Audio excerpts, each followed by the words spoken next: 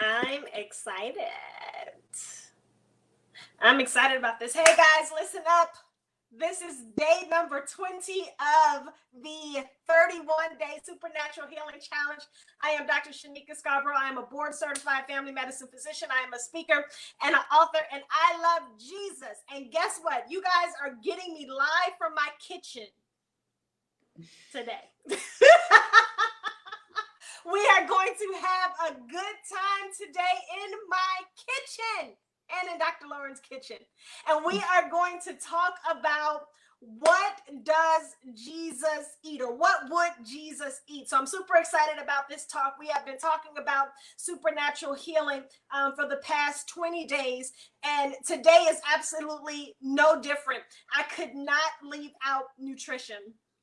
I could not leave out nutrition. Hey, Cynthia. Hey, Teresa. Come on in. Go ahead and invite your friends, invite your followers. This is going to be absolutely amazing. We have our celebrity chef, doctor, with us today. So I'm going to introduce her in just a quick moment. But I wanted to talk to you guys just quickly about why nutrition is so important. We hear it all the time. We talk about it. You hear it all in the news. You want to make sure that you're eating right and you're doing those types of things. But I want to take it from a biblical perspective for just a moment. If we think back and we think about the Bible, you really don't hear much about nutrition in the Bible. Right? You don't get a formula. You don't really know what they were eating. Was it healthy for them? Was it not healthy for them? But I want you to think about this.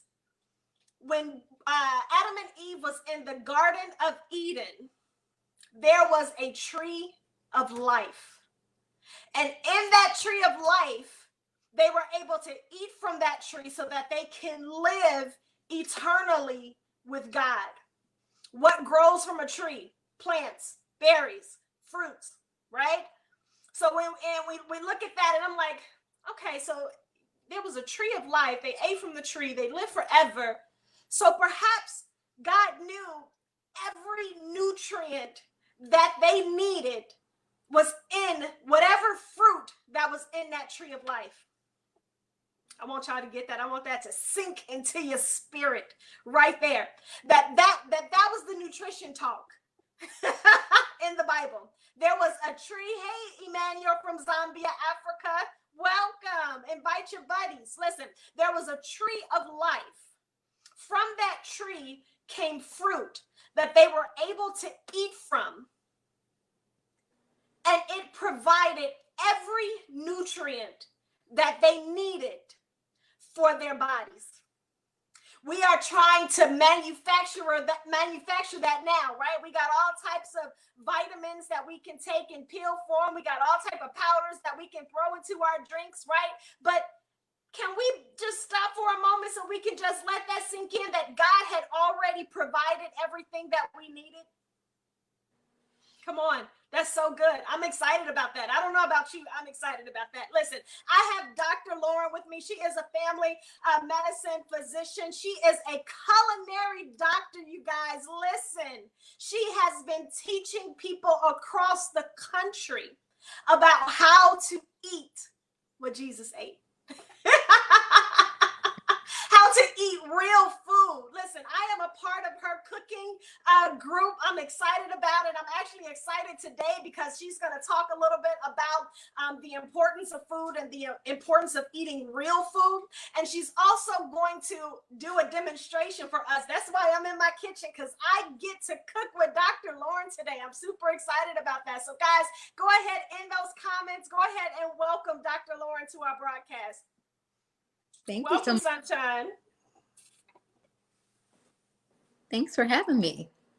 Absolutely. Thank you for saying yes. Of course. I believe that food is one of the most powerful drugs that we have in this world. And so I'm glad that we're talking about it.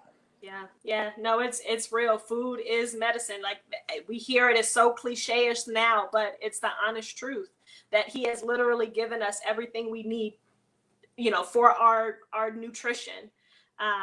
And everyday foods that come out the ground, or grow from a tree or grow from a vine. So yeah, if you can just talk a little bit about that, share your story with us about how this even came to be, and then let's get to making something. Sure. So, my story basically started when I finished residency, and my father had a health scare. He had a stroke while we were actually on the phone, and that really kind of challenged some of the things that I valued in medicine. My dad was doing all the things that he was being told to do, but then something bad still happened. So I thought maybe we're not, telling our patients all the things when we talk to them. And so I really wanted to get to what the root cause of disease is. Like, why does disease even happen? If we take medicine, that kind of treats symptoms, but it doesn't treat why did the disease happen to begin with.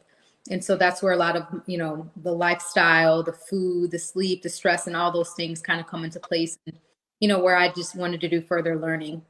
Yeah. So when I talk to people and patients, and they're always asking me about different diets and should I eat this or should I eat like this? Should I do keto? And food can be a little bit confusing.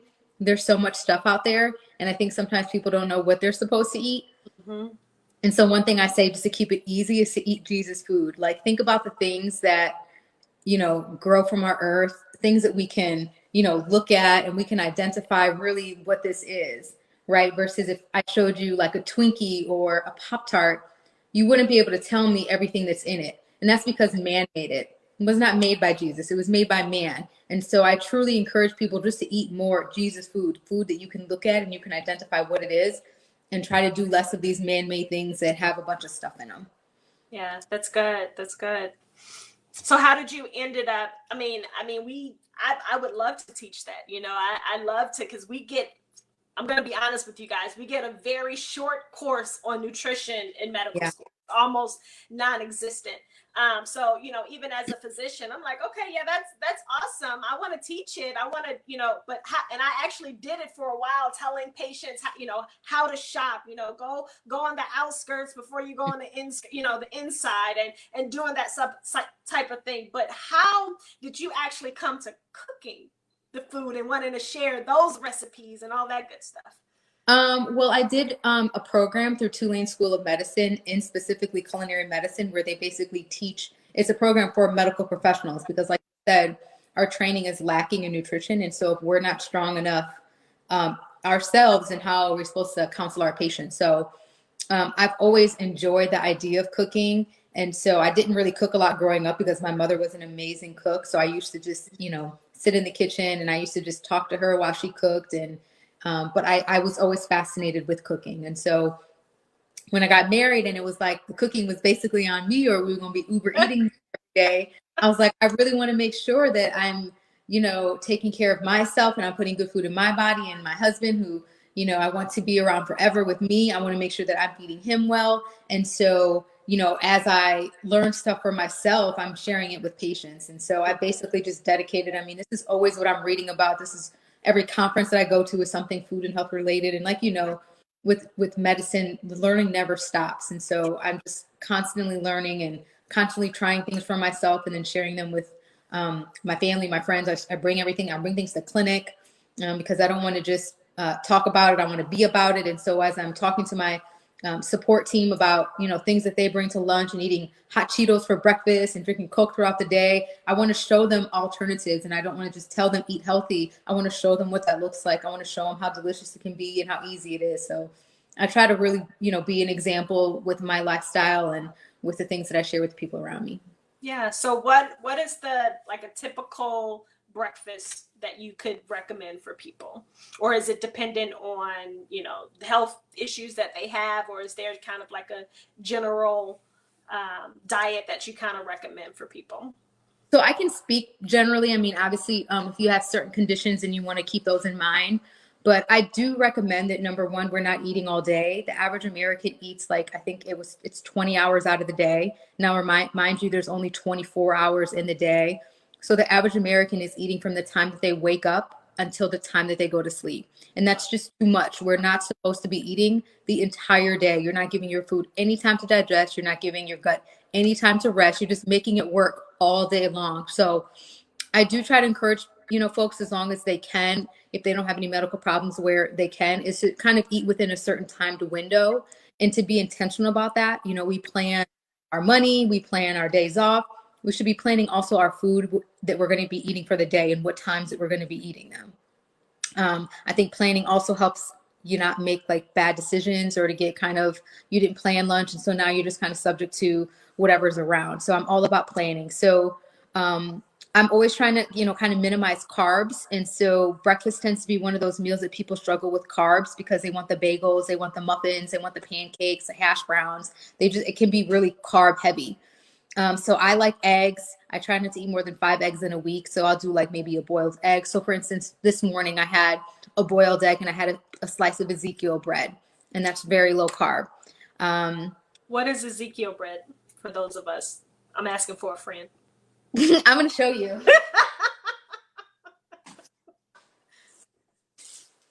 So Ezekiel bread is a flourless bread, and oftentimes when you find it in the grocery store, it's going to be in the freezer section. Sometimes it's in the refrigerator section, but it has to be kept in the refrigerator because, again, it's a flourless bread. So it tastes not like your Wonder bread, but there's a lot of fiber in it, and it's low in calories, it's low in sugar, and so it's just a great alternative to just like a regular white bread or wheat bread, which those things get broken down into sugar.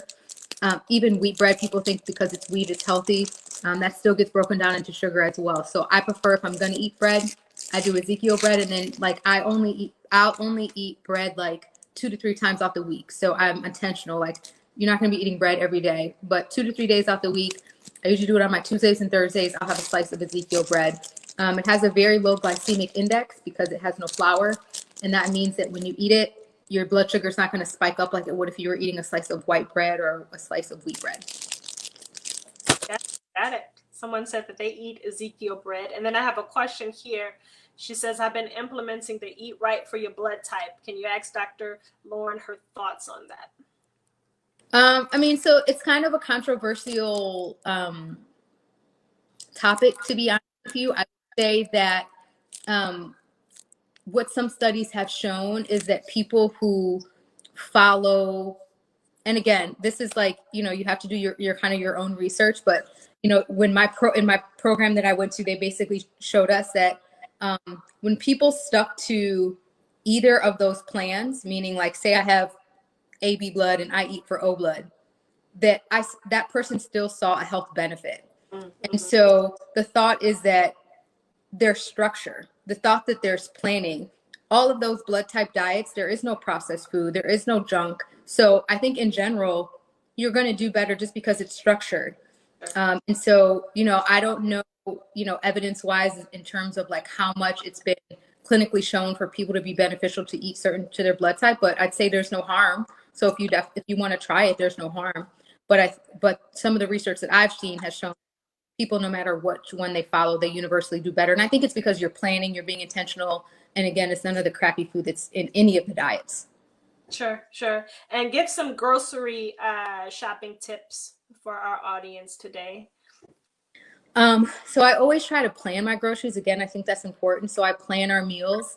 I always try to stick with like, a couple of vegetables. So I'll plan like which vegetables we'll eat that week. And then I'll pick like 1 or 2 carbs. So my husband likes sweet potatoes a lot. So I'll do like maybe sweet potatoes one day, and then maybe I'll do like a pasta with bonza noodles because I know I can always get him to eat those and there's leftovers. So I get things that I can batch. So I can always batch sweet potatoes. And with noodles, I can kind of switch it up because my husband doesn't like to eat the same thing more than twice max, which is so annoying. So if I'm going to make a pasta, I'll make noodles.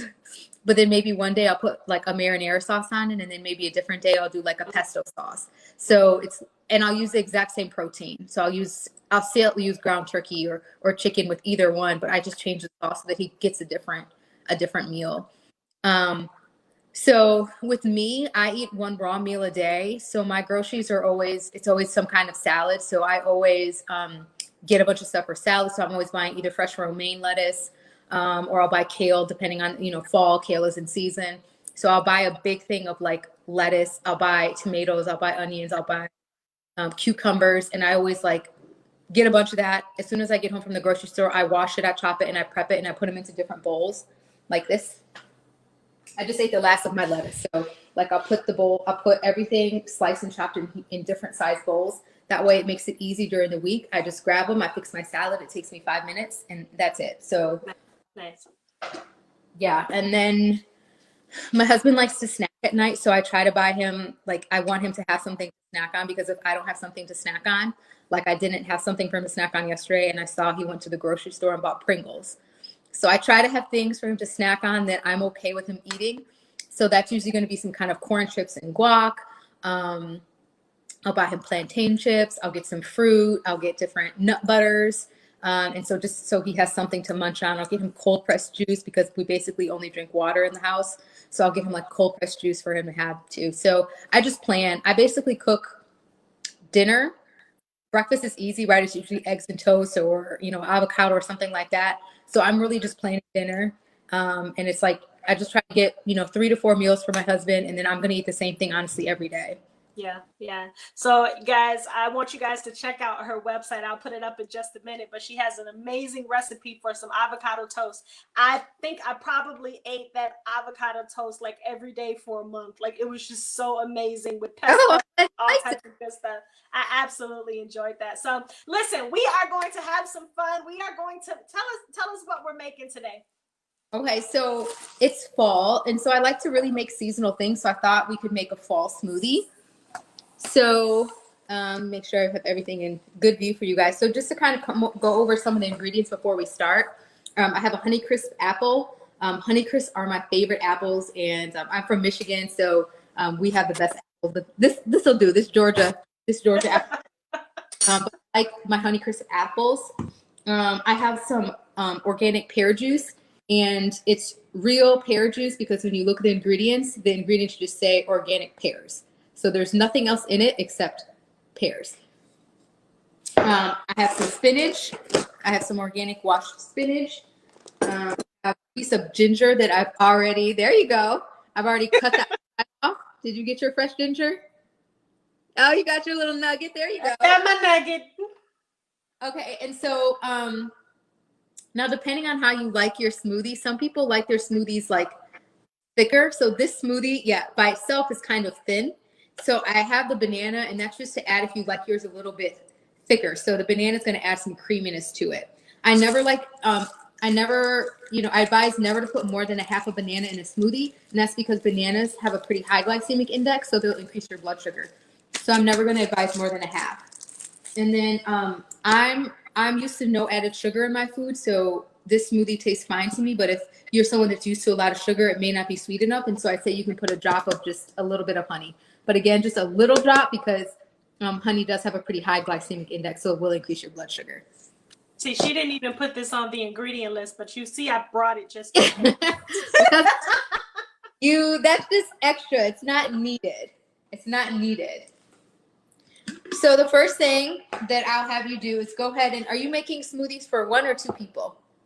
It'll be for 1, but I can do it half and half. My husband on. Okay. So if you're doing it for 1, I would say to do about 250 cc's, 250 milliliters of your juice. Do I need to shake this up? Yes, please shake it. So I've been things was settled. And I didn't have much left. I didn't have 250, so that's okay. I'm just going to add water to get up to 250.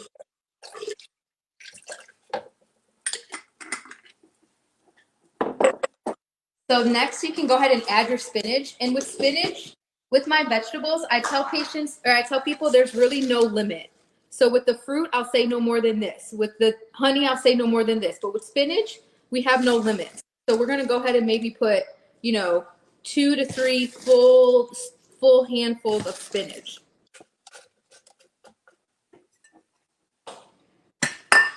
Okay, so once that's in there, I want you to go ahead and blend it down so you can just make room in your blender. And it doesn't have to be perfect just yet. So we're just kind of making room. I got plenty of room. I'm making 1. So I'm only going to use about a half an apple. So I'm going to go ahead and cut a half an apple. And I do want you to make sure you're using skin. We're not cutting skin off. We're not wasting any part of our apple. So none of that. So I'm going to put my half an apple in there. Put my little nugget of ginger. Now, I love ginger. Ginger is great for respiratory symptoms. Ginger is super anti-inflammatory, and I just think it tastes great, especially in like any kind of green juice. So I don't have to slice it or chop it or anything. We're just gonna let our blender do the work. And then I'm gonna put in a banana purely because I just have a half that I need to use before it goes bad. But I would encourage you to make it, without it to see if you even need it, because then you might be giving yourself extra sugar you don't even need. See, I would have put the whole apple in there. Yeah, no, not for one serving. Now I know. Now you know. Okay, I'm gonna blend.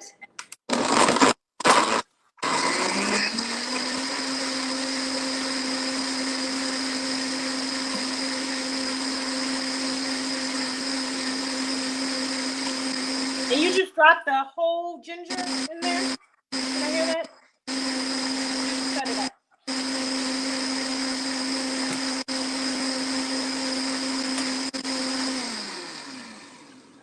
All right, so that's mixed pretty well.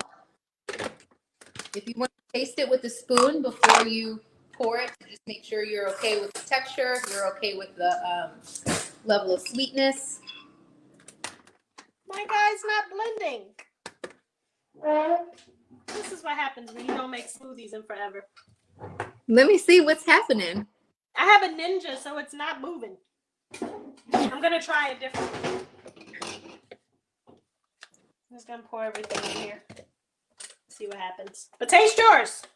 Mine tastes good. So this definitely tastes better cold, and none of this stuff was cold, so I'm just going to throw it in a cup.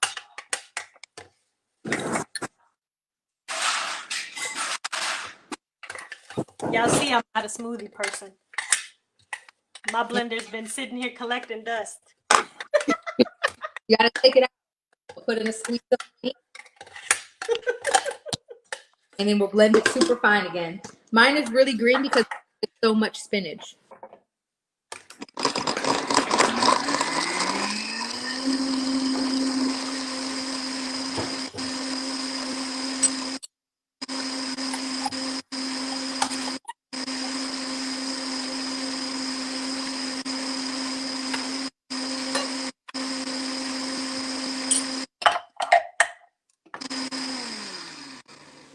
Now, I like my smoothies thin. Like, I like to be able to drink it out of a spoon. My husband likes his smoothies very thick. So with him, I'll sometimes put his stuff in the freezer, meaning I'll freeze the banana, I'll freeze the apple, and it just makes it because it's thick. He likes it like a Slurpee. Yeah. All right, Markella, you say your Ninja be doing that too. Girl, I know. This is a hot mess. Let's see if this one will work. Let's see if I got some ninja skills.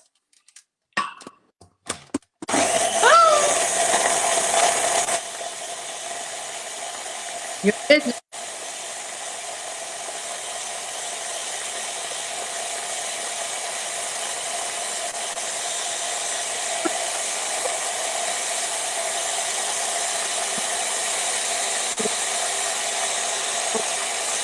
Oil for the extra protein.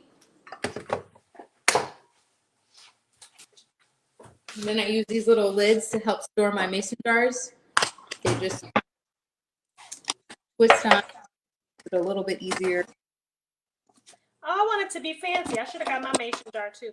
I still have some greens that are still not chopped finely.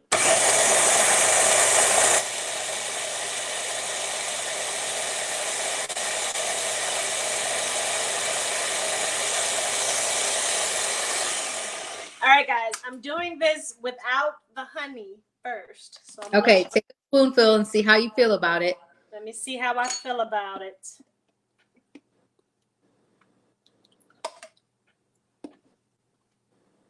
Okay, I don't need any honey. Come on with it.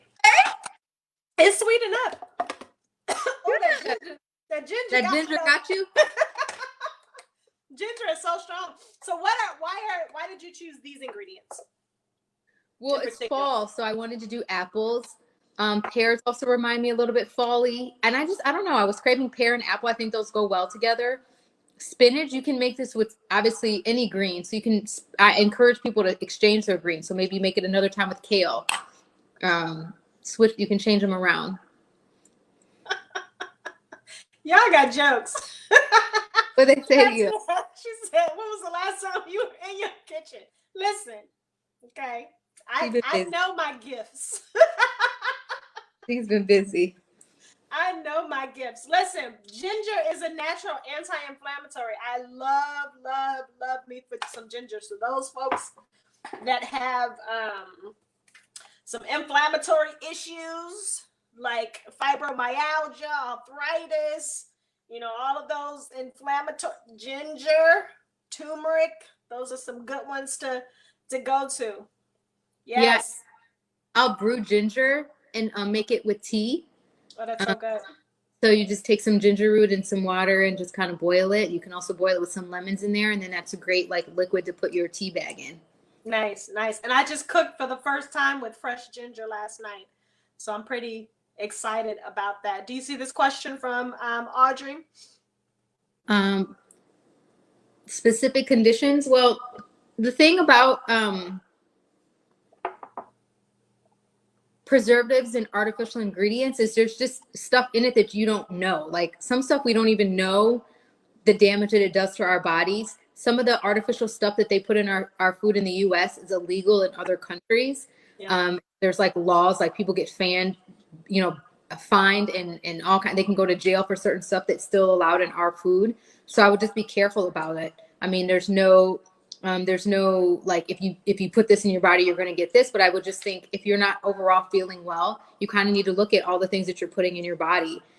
Sometimes I'll have patients, like I had a patient today who thought he had a food allergy. And so he's like, I want to see a doctor and test for food allergies.